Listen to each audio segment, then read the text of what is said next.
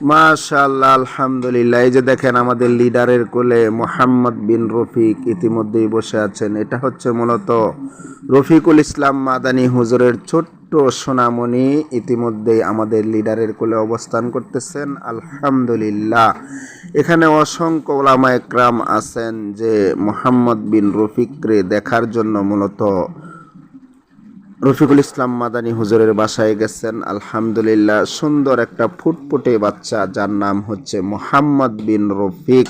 আলহামদুলিল্লাহ, অত্যন্ত সুন্দর দেহের অধিকারী। আলহামদুলিল্লাহ, দেখলে মনটা জোড়ায় যায়। যে মনির হোসেন কাসিমি হুজুরের কোলে ইতিমধ্যেই বসে আছেন। আলহামদুলিল্লাহ, মনির হোসেন কাসিমি হুজুর খুবই আনন্দিত, ওনাকে কোলে নিয়ে বসে আছেন। আলহামদুলিল্লাহ, আসলে ছোট্ট বাচ্চাদেরকে কোলে নিলেও ভালো লাগে।